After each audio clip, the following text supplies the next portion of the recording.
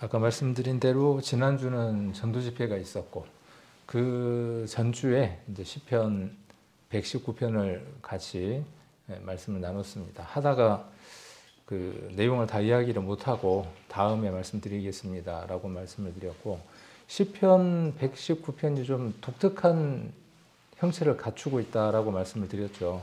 그 알파벳, 히브리 알파벳 22개의 글자, 한 글자당 8행이죠.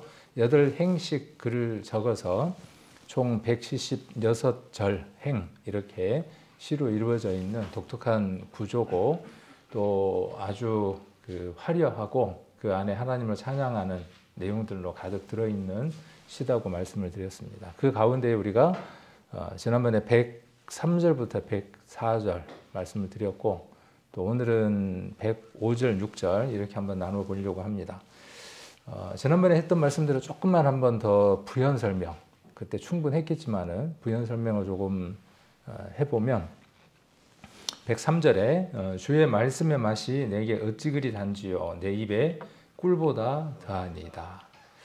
우리 전도 집회가 저는 그런 것 같아요. 전도 집회를 하면 다른 성도님들은 모르겠지만 저 같은 경우는 그 집회를 하는 일주일, 그리고 말씀을 준비하는 그 기간 내내 너무나 황홀하고 너무나 기쁘고 너무나 달콤합니다. 그리고 간혹 집회를 준비하다가 그간 생각지도 못했던, 또 발견치 못했던 말씀들을 발견하거나 또 살펴보게 되면 너무나 또 그 속에서 기쁘고 행복하고, 그날 전도 집회 때 말씀드렸던 것처럼 엔돌핀보다 4000배?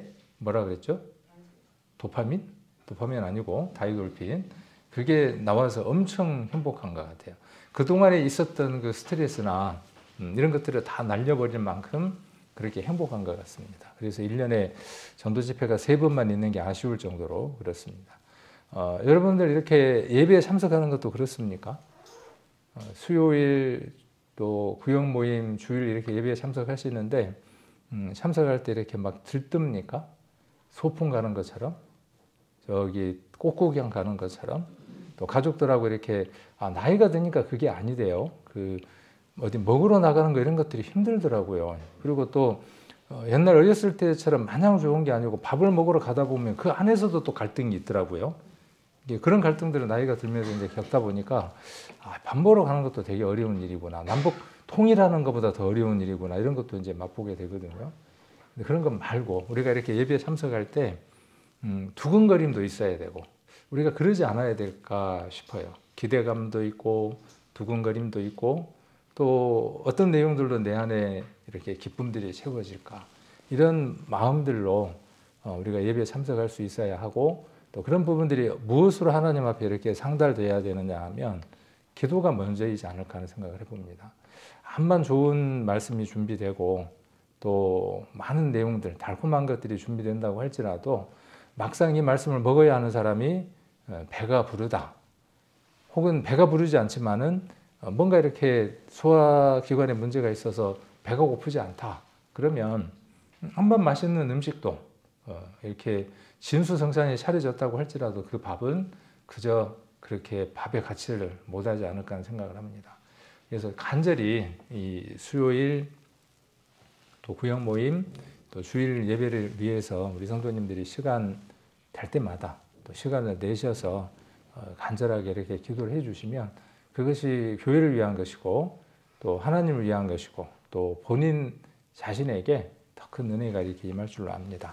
그래서 오늘도 우리에게 말씀이 정말 이 시편 103편 말절의 말씀, 3절의 말씀처럼 주의 말씀의 맛이 내게 달아야 하겠죠. 그래서 내 입에 꿀보다 더해야 하죠.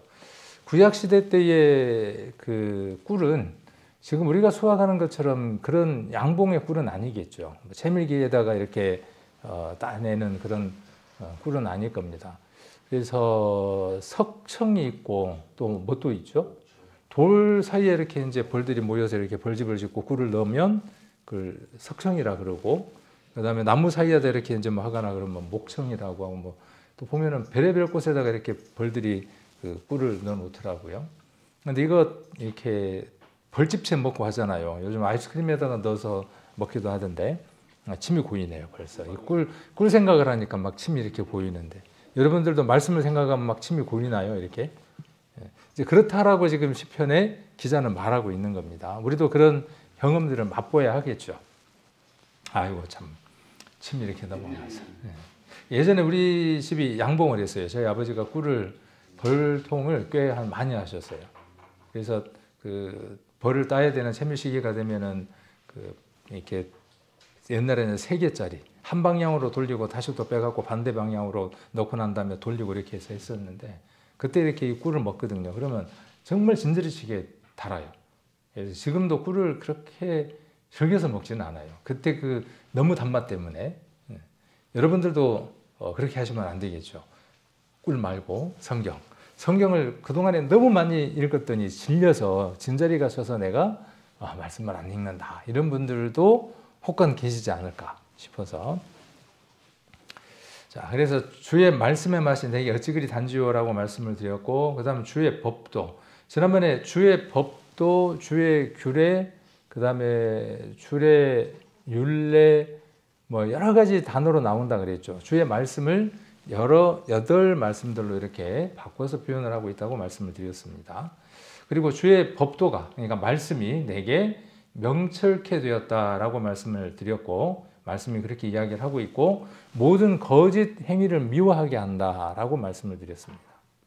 그러니까 우리에게 말씀이 들어오면 가장 먼저 나타나는 증상이 내 자신을 혐오하거나 내 자신을 미워하거나 하는 게 아니라 나로 하여금 죄 아래로 사로잡아 가게 하는 내 행위 가운데 미워한 것이 무엇인가, 하나님이 아름답지 않게 생각하는 것이 무엇인가를 먼저 발견하게 되죠. 이게 무엇이라고 말하느냐 하면 명철이다.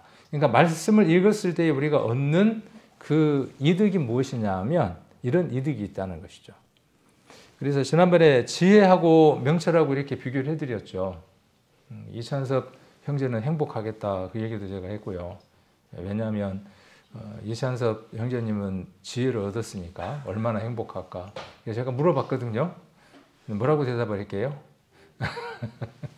그래서 한번 우스갯소리 이렇게 한번 물어보고 이제 그랬습니다. 지혜, 그 다음 명철 이렇게 있습니다. 지혜와 명철이 조금 비슷한 것 같지만은 약간의 차이점들을 갖고 있어서 지난번에 지혜에 대해서 좀 이야기를 했고 간단하게 오늘도 조금 보면 어떻게 살아야 할 것인가 아는 게 지혜이고, 반면에 지금 이 상황에서 무엇이 하나님의 뜻인지 분별하는 것은 명철이고, 이 둘이 다 어디에서 오는 힘이냐 하면 말씀을 읽을 때 지혜도 오고 말씀을 읽을 때 명철도 온다. 이렇게 시편에서 또 잠언에서 이야기를 합니다. 지혜의 초점은 삶의 전체 방향, 인생의 원칙을 얘기한다면, 명철은 현재 상황, 구체적인 판단과 적용을 이야기를 하는 것이고, 지혜는 장기적인 선택, 뭔가 지혜는 좀 긴 것들을 지금 이야기하는 것 같죠. 그리고 가치 있는 삶을 계획하는 것이고, 명철은 즉각적인 결정, 상황 속에서의 하나님의 뜻을 깨닫고 행하는 것. 그리고 지혜는 포괄적인 사고, 근본적인 깨달음. 명철은 통찰력, 상황 분석과 해석 능력. 그 다음 예시를 한번 본다면 인생은 정직하게 살아야 한다. 이게 뭔가 좀 포괄적인 개념을 이야기한다면, 명철은 지금 이 사람에게 진실을 말하는 것이 하나님의 뜻일까? 이게 지금을 이야기하는 겁니다. 성경 속에서 한번 본다면 솔로몬의 생각을 한번 해볼 수 있겠죠. 솔로몬이 뭘 구했습니까? 돈도 구하고 아리따운 여자도 구하고 그랬을까요? 지혜를 구했죠. 그래서 그 지혜는 옳고 그름을 판단할 수 있는 능력을 이야기하는 것이고, 다니엘은 위기 상황에서 바른 행동을 분별하는 것, 이것을 우리가 살펴볼 수 있습니다. 그래서 결과적으로 올바른 방향으로 인생을 끌어가는 것에 관해서 지혜, 그 다음 하나님의 뜻에 대한 구체적인 분별은 명철. 그러니까 명철만 있으면 되겠죠. 지혜도 있고 명철도 있고. 근데 이 패턴이 뒤에 가서도 좀 비슷해요. 뒤에 가서 등불과 빛, 이 내용들이 약간 비슷한 패턴을 띠고 있습니다. 거짓 행위에 대해서도 한번 말씀을 드렸고, 아까 그 지혜라고 하는 것을 이렇게 좀 간단하게, 지혜는 어떻게 살아야 하는가를 아는 것이 지혜라면, 명철은 지금 이 상황에서 무엇이 하나님의 뜻인가 분별하는 것. 분별하는 것. 이렇게 지혜와 명철을 좀 구분해 놓으시면 되겠죠. 지혜는 폭넓은 것, 명철은 조금 이렇게 이 바로 앞에 있는 문제들이라고 이렇게 생각을 하시면 좀 쉬울 것 같습니다. 그 다음 거짓 행위가 무엇일까라고 한번 생각해 볼 수 있겠죠. 많겠죠. 하나님 앞에 최고의 거짓 행위는 무엇일까요? 말씀대로 살지 않는 것이 불순종이 거짓 행위이겠죠. 하나님의 말씀을 내가 압니다. 내가 하나님의 말씀을 깨달았습니다. 내가 하나님의 자녀입니다. 라고 말하면서 그 삶대로 우리가 살아가지 않는 것 전반적인 전체가 어쩌면 하나님 앞에 거짓 행위일 겁니다. 비록 우리의 모습이 조금은 다른 사람들 보기에 건전해졌고 도덕적이고 윤리적으로 좀 괜찮아졌다고 할지라도 하나님의 그 레이저 눈은 속일 수가 없을 겁니다. 그래서 다른 사람을 속이거나 조작하는 태도를 말하는 것이고 자기중심적인 선택 그리고 욕망에 끌린 결정 이거 쉽게 알 수 있을까요? 자기중심적인 선택, 욕망에 끌린 결정 자기가 알면 할까요? 이걸 찾아낼 수 있는 힘 이런 하나하나를 분별할 수 있는 힘이 어디에 있다는 거죠? 그걸 가리켜서 지금 명철이라고 이야기를 했고 그것이 어디에서 온다라고 이야기하느냐 하면 말씀을 우리가 깊이 묵상할 때입니다. 그러니까 처음부터 끝까지 지금 말씀이라고 이야기하는 겁니다. 왜 그러냐 하면 우리는 말씀의 사람이기 때문에 그렇습니다. 말씀이 우리를 만드셨다고 기록하고 있고 그 말씀이 우리가 죄인이라고 기록하고 있고 그 말씀이 그리스도가 필요하다고 말씀하고 있고 그 말씀에 그리스도께서 우리를 위해서 죽으셨다고 기록되어 있기 때문에 우리는 말씀이 없으면 아무런 생명 자체가 의미가 없는 존재들입니다. 세상적 가치에 휩쓸리는 삶, 세상적인 가치와 하나님의 가치를 비교할 수 없으면, 분별할 수 없으면 속된 말로 이게 응가인지 된장인지 이렇게 구분을 못한다면 문제겠죠. 어린 아이들은 어떻습니까? 자기가 이렇게 한 그 배설물을 가지고 이렇게 막 놀잖아요. 또 치매에 걸려서 그 다시 아이처럼 되신 분들은 어떻습니까? 그 자기 변을 이렇게 만져갖고 그냥 뭐 꼼지락꼼지락 벽에 이렇게 묻혀놓고 혹시 보셨나요? 그런 분들? 방송에서만요. 저는 그 제가 이제 모셔보지는 않았는데 예전에 남원교회에 있을 때 저기 시골에 사시는 분 댁에 가면 벽에가 그렇게 묻어 있어요. 이렇게 신방을 하면 원래 비유도 안 좋은 사람인데 참 힘들어요. 그 곳에 가서 뭘 해야 되냐 하면 예배를 드려야 돼요. 그 치매를 걸린 어르신 댁에 가서. 근데 그 가치를 모르니까 그런 거죠. 알면 그렇게 하지 않겠죠. 그 모습이 우리 눈에 보기에는 정말 불결하고 가까이 하고 싶지 않는 그 모습인데 상대적으로 우리의 모습이 어떻게 하나님 앞에 비춰지느냐 하면 우리가 세상 것을 구별하지 못하고 살아가는 삶이 마치 어떤 모습과 같으냐 하면 그 방의 벽에다가 응가를 바르고 있는 그 모습과 동일시 된다는 거죠. 오버랩 된다는 거죠. 이것을 분별해내게 하는 힘이 어디에 있느냐 하면 말씀 속에 있다는 겁니다. 스스로 우리가 말씀을 읽고 그 속에서 분별해내면 좋겠죠. 그렇게 또 해나가야 하고 그런 연습들을 하는 시간이 우리가 예배의 시간들입니다. 그래서 예배의 시간에서 우리가 그런 훈련들을 받고 구분들을 하고 그리고 그것들을 삶 가운데에서 말씀을 보면서 실천해 나가는 겁니다. 경건의 모양은 있으나 경건의 능력이 없는 신앙생활 이것도 거짓 행위들입니다. 이것을 분별할 수 있게 됩니다. 자, 오늘은 이 주의 말씀 빛나는 나의 길이라는 제목으로 이제 5절, 105절, 106절 이렇게 한번 말씀들을 한번 상고를 해보려고 합니다.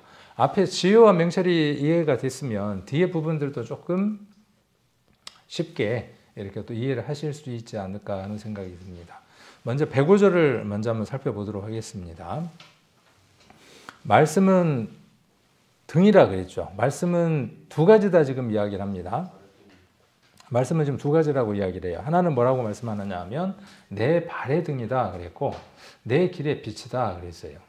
그냥 말씀은 빛이다 그렇게 이야기를 하면 될 텐데 왜 이렇게 시인은 노래한다 왜 이렇게 노래를 했을까요?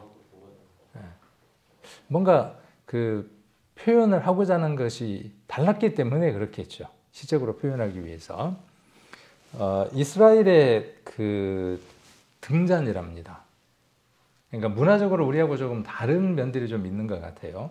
우리가 그 기와를 뜯어내고 중풍병자를 네 사람이 달아내리죠. 근데 우리가 기와라고 되어 있으면 이거 기와집을 뜯으면 어떻게 됩니까? 집 자체가 좀 문제가 되죠. 그래서 가옥 구조나 문화들이 우리의 문화와 유대인들의 그 팔레스타인 지역의 가옥 구조가 다르기 때문입니다. 근데 왜 기와라고 이렇게 이야기를 했을까요? 우리 문화에 그 내용을 이해시키기 위해서 1대1로 이렇게 단어를 번역을 한 겁니다. 이 등도 마찬가지입니다. 내 발에 등이라 그러니까 쉽게 이해가 잘 안 되죠. 그리고 우리가 손으로 이렇게 드는 걸 갖고 생각을 하면 조금은 더 이 문화적인 면에서는 조금 더 갭이 있을 수도 있습니다. 그런데 이렇게 등잔을 이렇게 가죽끈이죠. 가죽 샌들이죠. 가죽 신에다가 그래서 우리 이렇게 가죽 신발을 신고 다니니까 발이 빨리 더러워지죠. 그래서 예수님이 어떻게 했습니까? 니들 이리 와봐. 그래서 어떻게 했습니까? 발을 꺼내놔. 발이 얼마나 더러웠겠어요. 그래서 안 된다고 사양을 하고 예수님 뭐라고 말씀하셨습니까? 나 전체 목욕시켜 주세요. 그러니까 예수님이요. 이미 목욕한 자는 발만 씻으면 돼. 우리 구원받은 우리들에게 앞으로 삶들 가운데서 하나님하고의 관계가 더럽혀졌을 때 하나님 앞에 나와 그런 부분에 대한 씻음을 받으라고 하는 것을 우리가 교훈으로 받고 있죠. 그런 것처럼 이 사막은 이렇게 쉽게 더러워지고 사막에 있는 사람들이 신고 다니는 이 신발에 이렇게 등잔이 있습니다. 우리 등잔하고는 조금 비슷한 듯 약간 차이점이 있는 듯 그러겠죠. 그래서 참 좋을 것 같아요. 이렇게 옛날에 이러고 다녔으면 손이 자유로울 것 같아요. 그죠? 반면에 손이 자유로울 것 같아. 발을 이렇게 한 발씩 디딜 때마다 그러면 2개였겠네요. 상상력을 막 이제 동원해 보는 겁니다. 등이 몇 개였을 것 같아요? 1개여도 될까요? 하나여도 되겠지만 2이면 더 좋겠네요. 굳이 2개까지 필요할까? 어쨌든 그런 상상들 한번 해보는 겁니다. 그래서 이 등불이 있으면 발을 이렇게 들어서 발을 디디게 되면 그 주변에 자갈이 있는지 아니면 날카로운 어떤 물건들이 있는지 이런 것들을 발을 디딜 때 그때서야 볼 수 있겠죠. 그래서 내 발의 등이라는 말은 바로 앞을 비추는 등불을 얘기를 하는 겁니다. 무엇이 그렇다는 것이죠? 아까 앞에는 3절, 103절, 104절은 하나님의 말씀이 내게 그렇게 달콤하다.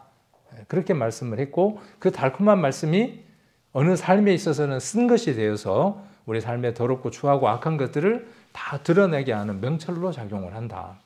그런데 오늘 또 105절, 106절에서는 이제 그 말씀이 어떤 역할을 하느냐 하면 등불 역할을 한다.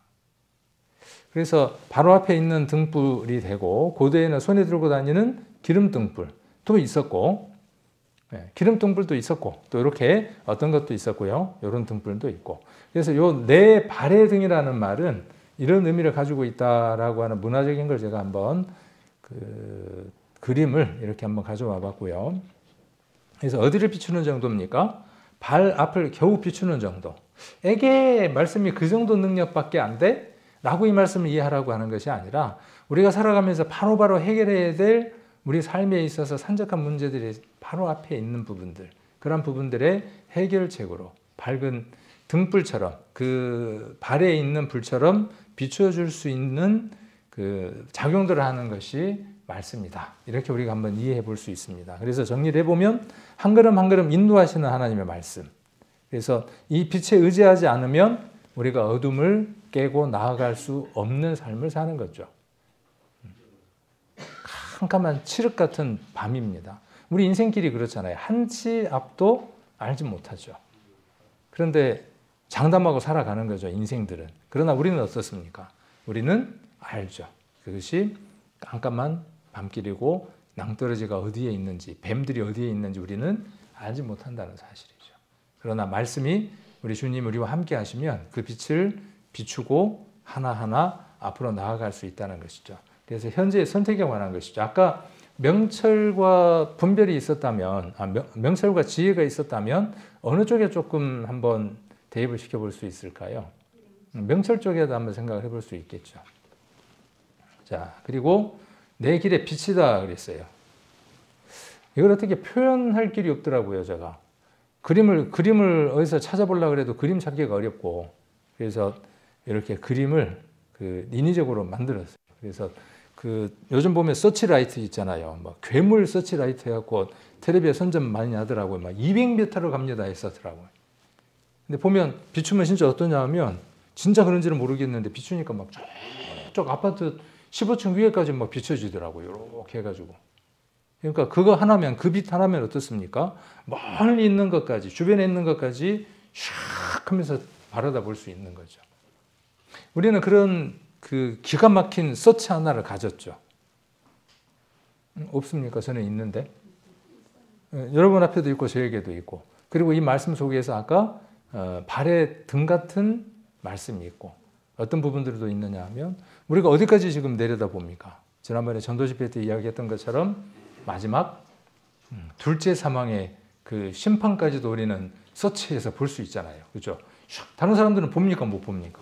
세상 사람들은 못 보는 거죠. 우리는 어떻습니까? 마지막 백보자 심판이 어떤 것인지를 보잖아요. 우리의 마지막의 모습이 무엇인지를 보잖아요. 주님이 오실 때의 모습이 무엇인지를 우리는 확연하게 이미 다 들여다보고 있죠. 세상 사람들은 알지 못하지만. 반면 그렇게 모든 것을 환하게 보는 사람들의 현재 우리의 삶은 어떨까요? 우리가 말씀을 읽는 이유, 또 이렇게 예배에 참석하는 이유는 어디에 있느냐 하면, 그러함에도 불구하고 우리의 삶이 지금 어떠한가 하는 것을 들여다보자는 것이죠. 그래서 밝히 보고 우리가 가야 할 방향들을 온전하게 찾아가자는 것입니다. 그래서 내 길의 빛이다라는 말은 아까가 램프였다 그러면 라이트입니다. 서치라이트. 그래서 미래의 길을 밝히는 인도하심입니다. 미래의 길. 모든 길을 인도하시는 분. 전체 인생 여정을 말하는 것이고, 이 단어가 참 중요한 것 같아요. 가치관과 방향을 인도하는 근본적 기준과 지혜입니다. 아까가 명철이라면 이쪽은 지혜에 해당하는 거죠. 그래서 가치관. 사람에게 가치관은 굉장히 중요한 겁니다. 돈을 어떻게 쓰느냐가 무엇이냐 하면 그 돈에 대한 그 사람의 가치관입니다. 이번에 일약 스타가 되신 분 한 분 있죠. 탄핵 때문에 스타가 되신 분. 그분의 한 분이 다시 또 재조명됐죠. 우리 신주의 복지가 김장한가 하는 분 혹시 들어보셨나요? 한약방을 해서 어마어마하게 많은 돈을 벌었습니다. 그리고 그 돈을 사회에다가 내어놓는 일에 전혀 아낌이 없었습니다. 그분의 말이 참 마음을 많이 울리더라고요. 저도 이제 보니까 내가 아픈 사람들의 아픔을 통해서 돈을 벌었는데 그 돈을 쌓아놓을 수 없다. 그렇죠. 자기가 한약재를 팔았는데 그 대상들이 물론 몸보신하려고 먹었겠지만 대다수는 아픔 가운데에서 그 돈을 내어놔서 한약을 사 먹고 나은 사람들일 테니까 그 사람의 생각이 참으로 비범하다라는 생각이 들어요.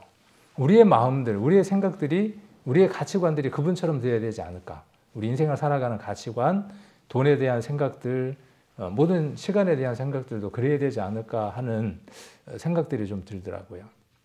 그리고 돈에 대해서는 어떤 생각을 갖고 있냐 하면 돈은 똥하고 똑같다네요. 그분 말씀이 똥을 쌓아놓으면 똥 냄새가 나잖아요. 화장실이 그럴 거 아니에요. 옛날 재래식 화장실. 근데 그 똥을 쌓아놓지 않고 가져다가 밭에다가 뿌리고 땅 속에다가 묻어서 거름을 만들면 거기에서 열매가 맺고 꽃도 피고 한다는 거예요. 돈은 그것과 같다 이렇게 이야기를 했답니다. 그리고 그 영향을 받은 사람이 누구냐 하면 이번에 이제 문암흑이라고 하는 분이거든요. 6년 전에 이렇게 청문회 할 때 보니까 그분 이름을 이야기하면서 어디서 그랬는지 모르겠지만 김장하라고 하는 그 이름을 이야기하면서 목매어서 말을 더 못하더라고요.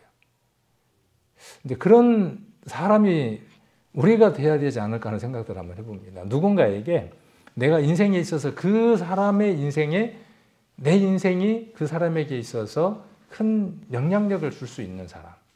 그것이 돈이든 그것이 내게 가지고 있는 어떤 지식이든 무엇이든지 간에.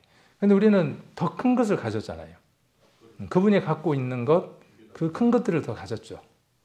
근데 그 큰 것을 우리가 전하고 나누려면 먼저는 그들이 원하는 가장 일차적인 요소들을 채우지 않으면, 충족시키지 않으면 복음 전하기가 어렵더라고요.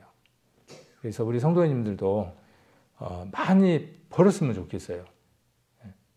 기복신앙은 아닙니다. 우리 성도님들이 일하는 것만큼, 애쓰는 것만큼 하나님이 도우셔서 정말 풍성하기를 원하고, 그리고 그 풍성함을 가지고 아까 그 세상 사람들도 그런 가치관을 갖고 살아가는데, 우리의 가치관은 누군가가 이야기했던 것처럼 돈 벌어서 남 주고, 공부해서 남 주고. 공부해서 어떻게 남 줍니까? 공부해서 남 줄 수 있습니다. 공부해서 남 줄 수 있고, 돈 벌어서 남 줄 수 있고. 특히 우리 교회, 우리 성도님들은 이 공동체 내에서 우리 서로가 사랑하는 우리 성도들에게, 주님의 형상을 입은 우리 각 지체들에게 이런 가치관들을 좀 가지셨으면 좋겠어요. 그래서 서로 나누고 돕고 이렇게 하는 일들에 우리의 그 가치관들이 바로 서 있으면 참 좋겠다라는 생각을 합니다. 그래서 이런 내빌의 빛이 되는 거죠. 그리고 미래에 대한 방향성을 결정을 하는 겁니다. 우리는 하루만 살아가는 것처럼 살아야 하죠. 왜? 주님이 언제 오실지 모르니까. 그러나 주님이 언제 오신다고 할지라도 우리의 삶은 길게 계획이 되어져 있어야 합니다. 이거에 대한 어떤 그 부정적인 요소들이 있을 수 있죠. 잘못된 신앙은, 왜곡된 신앙은 잘못된 삶에 대한 가치관과 미래에 대한 방향성을 잃게 만듭니다. 그래서 우리는 5년, 10년, 15년, 20년 후에 계획들을 세우고 살아가야 합니다. 그 사이에 하나님 오신다면 또 우리가 반갑게 주님을 맞아야 하지만, 그 계획들이 어떤 계획들입니까? 여러분 5년 계획을 세울 때 어떤 계획을 세우실 겁니까? 5년짜리 적금을 들어서 저기 북극까지 가는 크루즈 배를 타실랍니까? 뭐 그런 계획은 아니잖아요. 우리의 계획들이 5년, 10년, 15년 그 이상의 계획들이 아마 주님을 향한 그런 계획들을 주님 안에서 세우실 것 같아요. 그래서 내가 올해에는 누구를 내가 복음을 전해야 하겠다. 내가 내 식구 가운데에, 지난번에 이제 남장년 모임 때에도 그런 간증을 하시더라고요. 우리 교회가 가장 먼저 그 가족들에게 복음을 전해야 하겠다. 그랬으면 좋겠다. 그런 얘기를 하시더라고요. 내 자녀들, 내 아내들, 내 남편들, 가장 가까이에 있는, 물론 복음은 모든 사람에게 전해야 하지만 가장 피부치인 내 가족들에게 복음을 전하는 그 일들을 해야 되지 않겠냐, 이런 말씀도 하시더라고요. 근데 그러려면 어떤 사람들은 한 번에 되는 사람도 있지만, 또 어떤 분들은 장기적인 계획을 세워서 그렇게 복음을 전해야 되지 않을까 하는 생각도 합니다. 낚시를 할 때 그 어종에 따라서 미끼도 다르고 기다림도 다르지 않을까요? 제가 낚시 전문이 아니어서 제가 괜히 저쪽을 쳐다보는지 모르겠습니다. 네. 근데 분명히 그럴 거예요. 어떤 것들은 미끼를, 떡밥이라든가 이런 것들을 뿌려놓고 그렇죠, 장기전을 대비해야 되는 어종도 있을 거고, 어떤 것은 급하니까 넣자마자 그냥 무는 물고기도 있을 것이고, 우리의 전도는 그러지 않을까 하는 생각을 한번 해봅니다. 그래서 그렇게 우리가 계획들을 세워 나가야 될 때에, 그렇죠, 그렇게 계획을 세워 나가야 될 때 내가 그 주인공, 내가 그것을 써나가는 것이 아니라, 오늘 무엇이라고 기록하고 있느냐 하면 말씀, 그냥 말씀이 아니라 주의 말씀. 그 말씀이 지금 내가 살아가야 하는 것도, 앞으로 내일, 모레, 10년, 20년 후에 살아가야 될 모든 것들에 대한 방향들도 말씀 속에 있다. 이렇게 기록하고 있습니다. 저는 이전에 그 끈기가 없었어요. 끈기가. 왜 그랬는지 모르겠어요. 그래서 뭘 하다 보면 쉽게 포기하고 내려놓고 많이 했거든요. 근데 이런 말씀들이 제게 그 힘을 많이 가져다 줍니다, 지금은. 그래서 이것이 하나님 안에서 해야 되겠다, 필요하다라는 생각이 들면 지금은 기도하고 그 일들을 해 나갑니다. 물론 그 일들을 할 때 노아가 방주를 만들 때 많은 말들이 있지 않았겠습니까? 제가 노하다라고 말하는 게 아니라, 예를 들자면 많은 생각을 가진 분들이 계실 터이죠. 그럴 때 그분이 틀렸다, 잘못됐다 그렇게 말하기보다는 그분의 생각은 그분 생각대로 나름대로의 생각들이 있을 것이고, 그것도 존중하고, 그러나 하나님이 내게 이것을 주셨으니까. 바울이 로마로 가고자 했을 때 얼마나 많은 사람들의 반대도 있었고 생각에 많은 얘기들을 들었겠습니까? 물론 제가 바울이라는 말은 아닙니다. 아까도 말씀드리지만. 그래서 우리 성도님들의 그 삶들도 하나님 안에서 기도하면 하나님께서 이 말씀들을 통하여 여러분들이 각각 해야 할 색깔, 내야 할 소리, 여러 역할들이 분명히 있을 겁니다. 그 일들을 믿음 안에서 힘있게 진행해 나가는 겁니다. 앞에 닥쳐진 것들은 발에 있는 등으로, 또 저 멀리 있는 것들은 여기 나와 있는 라이트, 빈 이 불을 가지고 다른 사람들은 보지 못하지만 나는 그 끝을 보는 거죠. 그 끝을 보기 때문에 가는 겁니다. 많은 믿음의 선진들, 많은 성공한 사람들은 이곳을 본 게 아니라 저 멀리 너머에 어떠한 모습으로 이루어져 있는가 하는 그 모습을 바라보고 간 겁니다. 우리 교회도 그렇게 해야 되지 않을까 하는 생각이 듭니다. 지금 이곳의 모습도 우리가 해결해 나가야 하고 그렇겠죠? 그리고 5년, 10년, 15년, 20년 후에 이 교회의 모습이 어떤 모습이어야 될지 우리가 말씀 속에서 비춰놓고 같이 바라봐야 하겠죠. 그래서 그런 일들을 우리가 함께 하면 좋겠다는 생각이 듭니다. 잠언을 한번 보겠습니다. 잠언 6장입니다.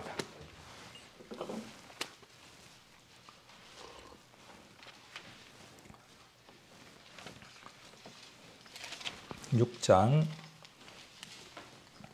23절 같이 한번 읽겠습니다. 6장 23절만 같이 한번 읽겠습니다. 대저 명령은 등불이요 법은 빛이요 훈계의 책망은 곧 생명의 길이라. 명령이 등불이라 그랬고 법은 빛이라 이렇게 또 잠언에서는 이야기를 하고 있습니다. 그리고 앞에 20절 21절에서도 21절에 보면 항상 마음에 새기고 목에 메고 그리고 그것이 너의 다닐 때에 너를 인도하며 너의 잘 때에 너를 보호하며 너의 깰 때에도 너로 더불어 말합니다. 우리에게 말씀이 없으면 우리가 그릇된 길로 가기 쉽습니다. 어떻게 하시겠습니까? 우리 성도님들 이렇게까지 두 번에 걸쳐서 반복해서 다음에 또 어떻게 하는지는 모르겠지만 말씀이 얼마나 중요한지에 대해서 지금 여러 차례 이렇게 우리 성도님들에게 말씀을 드리고 있는데 우리 성도님들은 이 말씀이 말하는 바 간절함 또 설교자의 그 말하는 바 간절함 그 간절함을 이 보답하는 양 우리 성도님들이 마음 가운데 좀 작정들 하시면 좋겠어요. 내가 말씀을 이전보다 덜 읽겠다. 그래서 구체적으로 내가 어떻게 읽어야 하겠다. 이렇게 마음 가운데 정하고 그 정한 것이 실천으로 넘어갈 수 있도록 우리 성도님들이 그렇게 작정을 하시면 좋겠다 그런 생각도 듭니다. 또 요한복음 8장 한번 보겠습니다. 요한복음 8장 12절입니다. 요한복음 8장 12절. 요한복음 8장 12절 같이 한번 읽겠습니다. 예수께서 또 일러 가라사대 나는 세상의 빛이니 나를 따르는 자는 어둠에 다니지 아니하고 생명의 빛을 얻으리라. 혹시 이 말씀을 이렇게 들으면서 혹시 생각나는 말씀이 있습니까? 성경은 이렇게 병행이 되거나 또 관주처럼 끼어서 서로 이렇게 연결할 수 있죠. 그렇게 충분히 이 말씀과 이 말씀들이 서로 행을 맞추고 있어서 도움을 주는 말씀들이 많이 나옵니다. 그러면 제가 힌트를 좀 드릴게요. 지난 주일날 4월 6일날 설교를 했었습니다. 그 설교 가운데에 나온 말씀과 결이 같습니다. 근데 좀 어려울까요? 뭔지? 이 말씀과 그 결을 같이 하는 말씀이 무엇이었을까요? 로마서 1장 16절로 17절을 보면 기억나시는지 모르겠지만 첫 번째가 뭐였냐면 바울이 복음을 내가 부끄러워하지 않는다. 기억나시나요? 첫 번째가 내가 복음 부끄러워하지 않는다. 두 번째가 무엇이었습니까? 복음은 하나님의 능력이다. 하나님의 능력인데 어떤 능력이냐면 복음을 믿는 자들에게 복음을 믿는 모든 사람들에게 구원을 가져다 주는 하나님의 능력이다. 첫째는 유대인, 둘째는 헬라인. 구분이 없다. 이게 두 번째였죠. 그 다음에 세 번째가 무엇이었을까요? 이제 한번 기억을 해보는 거예요. 그래야. 세 번째가 뭐냐면 복음에는 하나님의 의가 나타나 있다. 그리고 복음이 무엇이냐? 복음의 내용에 대해서 이야기를 할 때 제가 로마서 1장 2절을 말씀드렸죠. 복음은 하나님의 아들에 관한 것이다. 이렇게 말씀을 드렸죠. 자기가 설교를 했으니까 기억하지 뭐. 나는 들은 사람이니까 기억 못해. 네, 맞습니다. 자, 복음은 하나님의 아들에 관한 것이고, 그 다음에 복음은 능력이고, 복음에는 하나님의 의가 나타나 있습니다. 그러니까 복음은 예수 그리스도라고 말씀을 드렸고, 복음은 그 속에 하나님의 의가 나타나 있습니다. 자, 그 하나님의 의가 나타나 있다는 것과 8장 12절은 결을 같이 합니다. 결을 같이 안 하나요? 자, 여기에서는 예수님을 무엇으로 표현을 했냐 하면 빛이라고 하는 이미지로 표현을 했습니다. 그림으로 표현했습니다. 8장 12절 그려지나요? 이런 것도 되게 재밌어요. 그림을 그려보는 것도요. 그러니까 아마 그림을 그리거나 만화를 그리는 사람들은 이 말씀을 한 컷으로 어떻게 그릴까 고민을 한번 해볼 것 같아요. 요즘 그 챗 GPT라고 있거든요. 챗 GPT. 무슨 바람이 분다 그랬어요, 요즘? 푸사? 혹시 들어보셨나요? 푸사 열풍이 든다?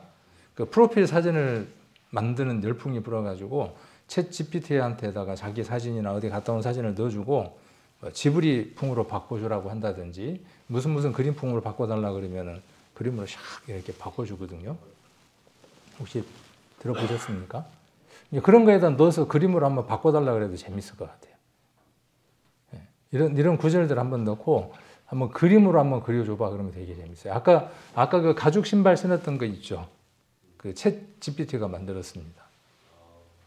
가죽 신발을 유대인들 문화가 이런 문화를 가졌는데 그 문화를 배경으로 해서 이렇게 그림을 그려달라고 했더니 그 챗 GPT가 그려준 그림입니다. 어디 없는 그림이에요. 그러면 걔만 그렇게 할 수 있는 게 아니고요. 우리는 걔보다 훨씬 더 풍부한 하나님의 그 형상대로 지음받은 풍성함이 있는 존재들이죠. 우리는 이 말씀을 읽으면서 그 그림들을 그릴 수 있습니다. 그러니까 이미지화되어 있습니다. 예수님이 무엇이냐면 세상의 빛인 겁니다. 한번 한 장의 그림에다가만 그려보십시오. 그러니까 그리스도가 무엇으로 그려진 거냐 하면 빛으로 그려진 겁니다. 그리고 생명의 빛이다 그랬고 나를 따르는 자는 어둠에 있지 않는다, 다니지 않는다 이렇게 말씀하고 있습니다. 그러니까 예수님을 따르는 사람들은 어떤 사람들이에요? 어둠에 있는 사람들인가요? 어둠에 있지 않습니다. 하나님의 의가 무엇이냐 하면요. 빛입니다. 그러니까 결이 같은 거예요. 같은 말씀을 지금 요한복음에서는 복음을 예수 그리스도로 이야기를 하고 있고 그분을 빛으로 이렇게 이미지화해서 이야기를 합니다. 바울은 로마 교회에다가 이 편지를 쓸 때 이것을 신학적인 용어, 교리적인 용어로 바꿔서 표현하고 있습니다. 표현만 다를 뿐입니다. 이렇게 설명을 듣고 8장 12절 하고요. 로마서 1장 16절, 17절을 계속 한번 머릿속에다가 이렇게 곱씹으면서 한번 생각을 해보면요. 그 그림들이 그려집니다. 두 개의 그림들이. 따로 있던 그 그림들이 이렇게 합쳐지면서 하나의 그림들로 합쳐집니다. 그럴 때 이렇게 막 소름이 돋아요. 난 그런가 모르겠네. 그러면서 막 달콤해요. 달콤해요. 아, 내가 이런 귀한 하나님의 말씀을 내가 깨닫고 살아갈 수 있는 존재이구나. 세상 사람들이 이렇게 말하면 뭐라고 이야기를 하겠어요? 차라리 주식 얘기를 해라. 요 근래에 지금 뭐가 돈이 되는지 그 얘기를 해라 그럴 거 아닙니까? 근데 이거 좋아하는 사람들은 이것만 갖고도 밤을 새는 겁니다. 밤이 새는 줄도 모르는 겁니다. 그래서 8장 12절의 내용은 복음을 이미지화해서 선언하고 있는 거고요. 로마서 1장 17절은 복음을 신학적 정의로 내려서 설명하고 있고 그 차이만 있습니다. 동일한 내용을 이야기를 합니다. 둘 다 무엇에 대해서 이야기를 하는 겁니까? 예수님에 대해서 이야기를 하는 것이고 요한복음에서 예수님은 빛이다 이렇게 이야기를 하고 있는 겁니다. 지금 시편에서 119편 105절에서 바라본 빛은 누구냐 하면 그분은 예수 그리스도인 겁니다. 우리는 지금 1차적으로 등에 대해서 발에 있는 등이라고 설명을 했고 서치라고 표현을 했지만 궁극적으로 요한복음에서는 이분이 누가 되어지느냐 하면 예수 그리스도가 되어지는 겁니다. 그렇게 신비롭게 바뀌죠. 예수 그리스도가 우리에게 발의 등이고요. 그렇죠? 그리고 빛이 되는 것이죠. 시편의 이 기자는 단순하게 이것만 시를 지어서 노래를 부른 것이 아니라 멀리 있는 누구를 바라본 겁니까? 그분 그리스도를 바라보고 찬양하고 시를 지은 것이죠. 그리고 우리가 그것을 읽으면서 동일하게 그 감각들을 읽어낼 수 있다는 것은 성령이 아니고서는 불가능한 일이라는 거죠. 이렇게 이야기할 때 맞아. 그렇게 이야기하니까 맞네. 와, 성경이 어떻게 저렇게 동일한 영, 동일한 하나님의 힘이 아닐까 하는 생각을 한번 해봅니다. 베드로후서 1장도 한번 보겠습니다. 베드로후서 1장 9절입니다. 아마 이렇게 찾으면 성경 많이 아시는 분들은 뭔 구절 찾으려고 하는구나 그러고 금방 알 거예요 아마. 베드로후서 1장 19절입니다.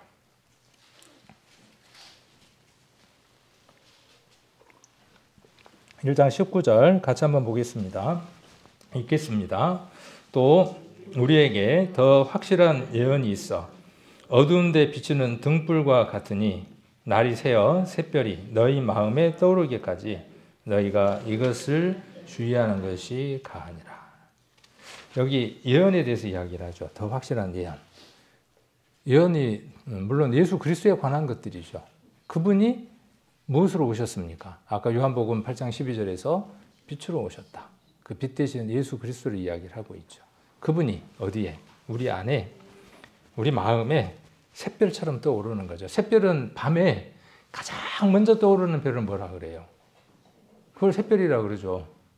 지금 우리가 그냥 물리학적으로 전체적으로 봤을 때 샛별은 뭘 이야기하는 거죠?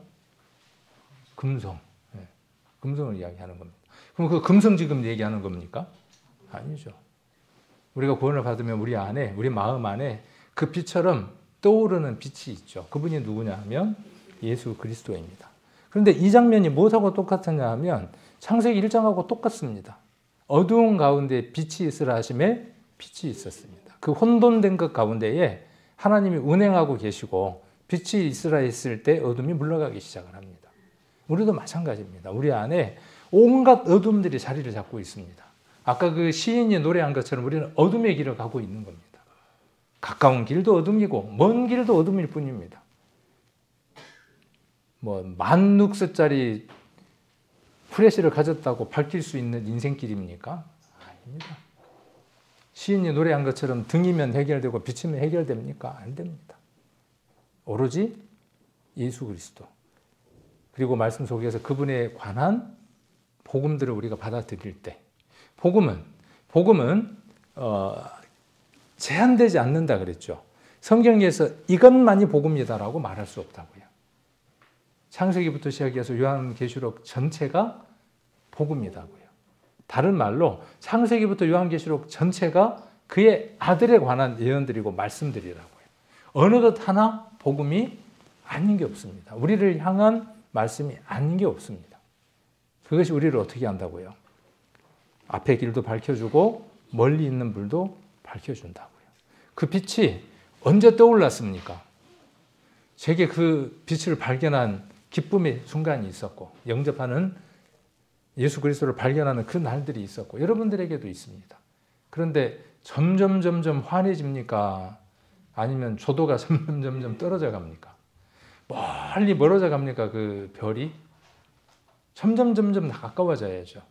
그러기 위해서는 계속 반복되지만 말씀이 없으면 힘든 일이다 라고 말씀을 드리는 겁니다. 그래서 하나님의 말씀은 인생의 모든 순간에 혼란 가운데에서 길을 밝혀주는 등불이자 의심 가운데 방향을 알려주는 빛입니다. 자, 이렇게 한번 정리를 해봤습니다. 그래서 두 개를 이렇게 한번 정리를 해봤고요. 말씀은 현재 선택과 미래의 방향 모두를 인도하는 빛이라는 뜻입니다. 그러니까 말씀 안 읽으면 그냥 깜깜한 채로 살겠다. 그 말과 같은 겁니다. 자, 그 다음 106절에 보면 주의 의로운 규례를 지키기로 맹세하고 굳게 정하였다라고 이야기를 합니다. 주의 규례가 뭘까요? 의로운 규례. 그 다음에 주의 법도 계속 이렇게 나오고 있습니다. 그래서 총 8가지 이상, 제가 이제 정리를 한 단어는 8가지인데, 율법, 증거, 규례, 법도, 계명, 판단, 법규, 말씀, 약속. 이렇게 비슷하지만 약간 다른 듯한 단어들이 시편 119편만 해도 계속 반복해서 나옵니다.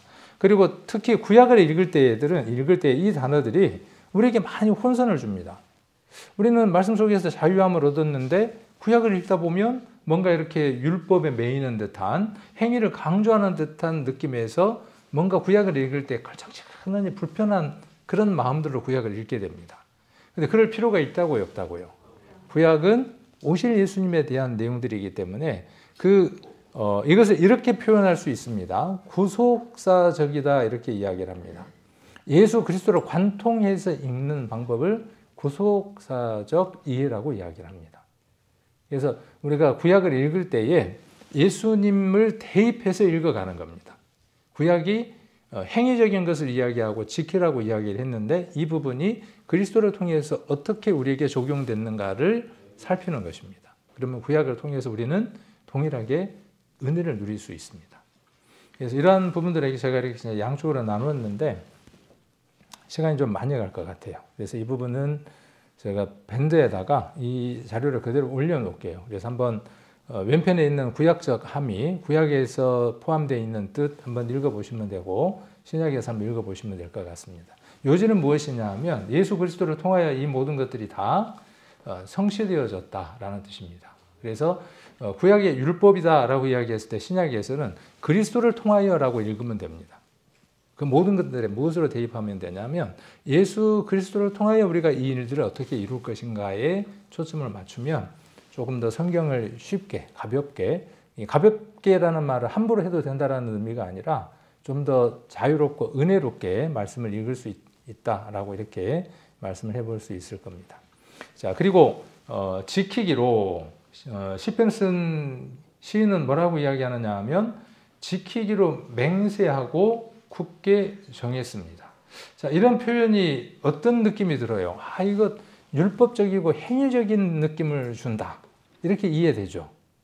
그래서 아까 그 표를 설명을 해드리려고 했던 거예요. 그러니까 그 표는 한번 나중에 주의 깊게 보시라고 말씀을 드렸고, 근데 말씀을 읽으면 어떤 반응들이 나타나느냐 하면 하나님의 말씀을 듣든 성경을 듣든 설교를 듣든 우리가 은혜 가운데에서 우리 심령 안에 말씀들이 관통하기 시작을 하고 우리가 그 말씀을 통해서 감동을 받기 시작하면, 달콤함을 느끼기 시작을 하면 우리에게 반사적으로 일어나는 그 일 하나가 있습니다. 그것이 무엇이냐 하면 내가 하나님의 말씀 속에서 살아가야 되겠구나, 말씀을 지켜야 하는 것이구나 하는 마음의 생각들이 자연스럽게 들어옵니다. 이것은 자연스러운 거예요. 경험이니까. 그리고 그것을 굳게 정하게 됩니다. 이게 내가 그렇게 해야 되겠다고 하는 의지가 무엇으로까지 넘어가느냐 하면 이것을 내가 정하고 이것을 벗어나지 않기로 내가 힘써야 하겠구나 라고 마음 가운데 정하게 됩니다. 누가 그랬던 것처럼요, 이 시편에 하나님의 말씀을 들었던 사람이 그랬던 것처럼, 우리가 지난번에 전도 집회 때 이사야서 50장 7절을 함께 봤었죠. 우리 예수님이 십자가를 지시기 전에 뭐라고 말씀하셨습니까? 내가 이 모든 일들을 다 알고 있는데, 자기가 십자가 위에서 7가지 말씀하신 것도 알고 있고, 어쩌면 빌라도 법정에서 바라바 대신 자기가 죽을 것도 알고 계시고, 그 모든 것들을 다 알고 계심에도 불구하고 어느 날 내가 이 모든 것들을 결정해야 될 날이 오지 않으셨을까요? 그런 생각들을 한번 해봤어요. 우리 주님께서 어느 순간 이 모든 것들이 나의 십자가이고 내가 포기해야만 하는 모든 것들일까? 이렇게 생각하셨을까? 한번 그런 기록들을 한번 이렇게 이제 찾아보다 보니까 이 말씀, 그러니까 이사야서 50장 7절과 아까 병행이 될 수 있는 성경을 한번 찾아보니까 누가복음 9장을 한번 찾아볼 수 있겠더라고요. 누가복음 9장 51절입니다.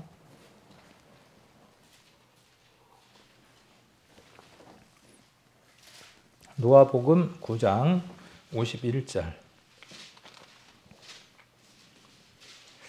같이 한번 읽겠습니다. 누가복음 9장 51절 같이 한번 읽겠습니다.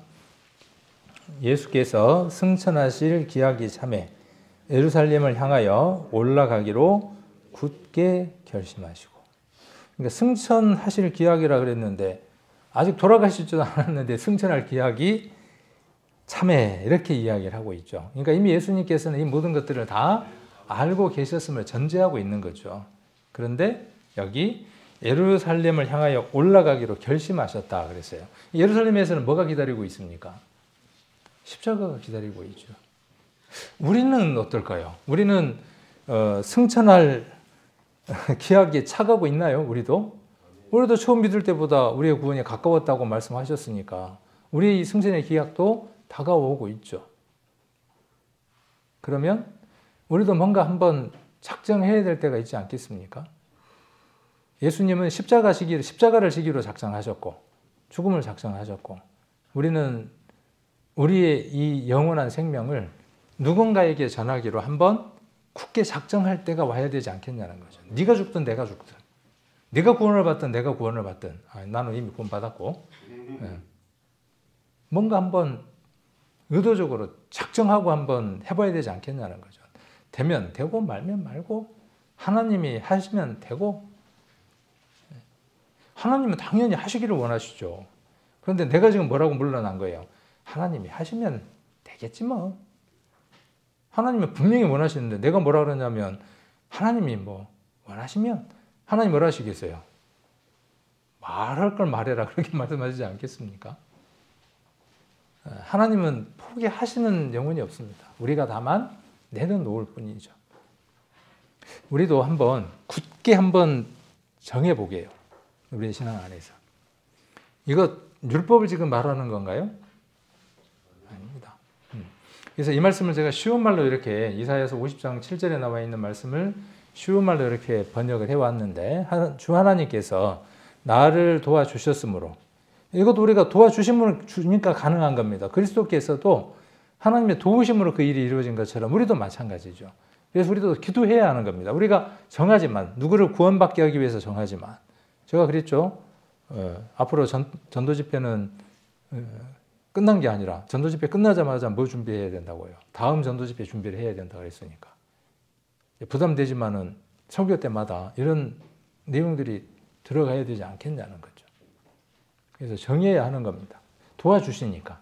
우리가 정하면 도와주시는 겁니다. 그리스도께서 그러셨던 것처럼 내가 조금도 부끄러워하지 않았다. 도리어 내가 내 얼굴을 차돌처럼 단단하게 만들어 모든 모욕과 수약을 능히 견뎌냈다. 그러므로 나는 내가 어떤 경우에 처하더라도 결코 수치를 당치 않을 것임을 확신한다. 그리스도께서 수치를 당하지 않으셨던 것처럼요, 우리가 목숨 드는 그 일은요, 우리가 올인하는 그 일은 반드시 수치를 당치 않습니다. 잠깐 세상 사람들에게 내가 전하는 그들에게 조롱을 당할는지는 모르지만 그 조롱이 반드시 무엇으로 돌아오느냐 하면 화목으로 돌아옵니다. 우리가 포기하지 않는 한은. 오늘 이 시간쯤 되면 여러분 마음 안에 누군가를 마음속에 품어야 합니다. 이쯤 되면 말씀이 이렇게 들어올 때 내가 누구를 품어야 할지, 내 아내일지, 내 아들일지, 내 딸일지, 내 아내일지, 내 남편일지, 누구일지는 모르지만, 그래야 다음 전도 집회 때 한 명이라도 더 앉을 거 아닙니까? 내 곁에. 전도 집회가 7월 말이죠. 얼마 안 남았죠. 똑같은 결과가 나올 겁니다. 우리의 마음이 바뀌지 않으면, 말씀으로서 우리가 바뀌지 않으면 다음 전도 집회 때에도, 12월 달 마지막 전도 집회 때에도 여전히 우리는 같은 일을 반복할 가능성이 높습니다.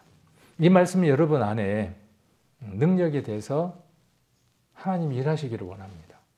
여러분 안에 마음 가운데 누군가를 품기를 원합니다. 품고, 하나님, 제가 이 사람을 위해서, 그리스도께서는 나를 위해서 십자가를 결정하셨지만 나는 그를 위해서 내가 이제 출발합니다. 그렇게 한번 결정을 한번 해보시면 좋을 것 같아요. 히브리서도 한번 보겠습니다. 히브리서 12장입니다.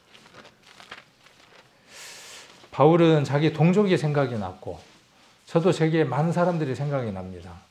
그리고 그 일들을 이제 부싯돌 같은 것으로 결정을 해야 되겠죠. 굳게 12장 2절입니다. 히브리서 12장 2절. 믿음의 주요 또 온전케 하시는 이인 예수를 바라보자. 저는 그 앞에 있는 즐거움을 위하여. 예수님에게는 즐거움이 있으셨습니다. 그 즐거움을 바라보셨습니다. 그 즐거움을 위하여 십자가를 참으사 부끄러움을 개의치 아니하시더니 하나님 보좌 우편에 앉으셨느니라. 히브리서 2장입니다. 우리도 예수님과 같은 삶을 사는 거죠. 그리스도인, 크리스찬이라는 말은 그리스도와 닮은 자, 그리스도의 사람, 그리스도에게 속한 사람 그런 뜻입니다. 같은 삶을 살아가는 거죠. 같은 방향, 같은 방식의 삶을 사는 겁니다. 우리도 즐거움이 있죠. 여러분에게 즐거움이 있습니까? 어떤 게 즐거움입니까? 주님이 즐거워하셨던 그 즐거움이 우리의 즐거움입니다. 그 즐거움 때문에 여기 부끄러움도 개의치 아니하셨다 그랬어요. 하나님이 그 얼굴을, 그 결정을 어떻게 해주셨다고요? 여기 부싯돌처럼 차돌처럼 되게 해주셨다고요. 요게 차돌입니다. 네. 차돌도 그려달라 그러니까 이렇게 그려주대요. 차돌을 그려달라 그러니까 주먹 돌멩이 하나만 그려주더라고요. 그래서 둘이 부딪혀서 불꽃을 튀겨달라 그랬더니 이렇게 그려줬어요. 자, 아주 단단한 돌, 금속과 마찰하면 불꽃이 튀기는 돌로 고대에는 불을 일으키는 데 사용하거나 무기 또는 도구 제작에 쓰였습니다. 성경에서 주로 딱딱함, 단단함, 변치 않은 불의의 상징, 하나님의 능력 등의 의미로 사용되었습니다. 부싯돌 그러면 생각나는 사건 또 하나 있습니까? 부싯돌 그러면 생각나는 사건. 구약을 읽을 때 혹시 생각나는 사건 없나요? 짱돌 들고 뭐 저게 머리를 깼나요? 자, 이런 게 뭐냐면 성경을 읽어 나가는 방법들이에요. 오늘 다 이야기를 못 하죠. 요거까지 이제 가지를 세서 이야기하다 보면은 오늘 저녁에 안 끝날 겁니다. 할례죠. 부싯돌과 할례는 연관이 있죠. 그럼 이렇게 공부를 하면서 그 부분에 대한 성경을 찾아서 또 읽어 나갈 수 있겠죠. 밤이 새겠죠, 그러면. 그렇게 밤이 새는 겁니다. 그래서 이 부싯돌은 단단함을 상징하기도 하고, 이 부싯돌이라는 말 자체가 또 무엇으로 번역되기도 하느냐 하면 반석으로 번역되기도 합니다. 그러니까 이사야 선지자는 50장을 통해서 누구를 바라본 겁니까? 반석 되시는 예수 그리스도를 바라본 겁니다. 그분이 자기를 위해서, 우리 인생들을 위해서 그 부끄러운 수치를 당치 않도록 하나님께 기도하고 하나님의 도우심으로 굳건하게 마음의 결정을 하신 장면을 본 겁니다. 우리도 보았죠. 전도집회 때 보았잖아요. 신음소리도 내지 않는 도살장으로 끌려가는 어린 양처럼 우리는 얼마나 많은 고통의 소리를 냅니까? 조금만 불편해도, 조금만 더워도, 조금만 짜도, 그렇죠? 조금만 달아도 얼마나 간사하고 얼마나 그 많은 것들을 표현합니까? 우리의 삶들 안에 우리가 이런 부분들을 한 번 더 점검해 보면 좋겠다는 생각이 듭니다. 말씀은 반드시 감동을 줍니다. 성경을 읽었는데 감동을 받지 못했다. 그러면 성경 읽기를 다시 한 번 더 점검해 봐야 합니다. 성경을 읽으면 반드시 감동이 옵니다. 왜? 이게 왜 철칙이냐 하면 말씀은 감동으로 기록되어져 있기 때문에 그렇습니다. 그리고 감동은 반드시 무엇을 가져다 주느냐 하면 결단하게끔 합니다. 내가 이것을 끊어야만 하나님의 은혜가 나를 통과할 수 있겠구나 하는 것들을 발견하게 됩니다. 아까 미운 행위를 발견하는 것처럼 발견하게 됩니다. 그리고 실천할 힘까지 줍니다. 그러니까 말씀 읽기는 어마어마한 큰 능력을 갖고 있는 겁니다. 내가 하루에 한 번 성경을 읽지 않는다. 내가 그 능력을 쓸 수 없습니다. 밥을 먹는 것과 같습니다. 그래서 일찍 좀 일어나시기를 권합니다. 아니면 내가 일찍 일어나는 게 좀 힘들면 저녁에 조금 늦게 자는 게 나는 조금 다른 사람보다 낫다 그러면 저녁에 텔레비 좀 한 1시간 일찍 끄는 겁니다. 텔레비 통째로 다 끄면 좋겠지만 그건 이제 여러분 안에 있는 성령님이 해나가시는 일이고 먼저 우리가 권하고 해봐야 될 것들은 뭐냐 하면 10분, 30분 한번 꺼보는 겁니다. 휴대폰도 한번 멀리도 보는 겁니다. 이러면 휴대폰 참 힘듭니다. 뭐가 그렇게 볼 게 많은지 모르겠습니다. 볼 것들로 우리를 미혹합니다. 끊임없이. 들을 것, 볼 것들로. 그래서 한번 멀리 두고 정말 집중해서 단 10분을 보든 30분을 보든 집중해서 말씀을 정해서 읽는 겁니다. 지난번에도 권했지만 서신서를 읽을 때는 한 권을 읽으면 한 권을 잡으면 한 번에 다 읽으라고 말씀을 드렸습니다. 로마서다 그러면 16장까지를 한 번에 다 읽는 겁니다. 조금 시간이 걸리더라도. 그렇게 한번 읽으면 분명히 감동이 옵니다. 그리고 그 안에서 결단할 것을 발견할 수 있을 겁니다. 그래서 감동, 결단, 순종 이 3종이 우리를 무엇으로 이끌어 가느냐 하면 거룩한 삶으로 우리를 이끌어 갑니다. 그래서 말씀의 감동을 받은 마음이 실천으로 이어지려면 결단과 지속적인 헌신이 필요하다는 것을 보여줍니다. 그래서 우리는 말씀을 읽어야 하고 그 말씀 속에서 우리가 순종하는 그 삶들을 살아갈 때 하나님은 우리의 삶들에 풍성함을 분명히 주실 겁니다. 그 풍성함 안에는 여러분들이 맛보지 못한 것들을 많이 맛볼 겁니다. 돈도 아니고 돈이 최고인데 하여튼 경험하시면 입이 열릴 겁니다. 입이 열리면 같이 마주 앉아서 교제들 많이 하시기를 원합니다. 그래서 우리들의 구역 모임이 우리들의 교제들이 정말 하나님의 풍성함으로 넘쳐나는 우리의 교제들이 되기를 원합니다.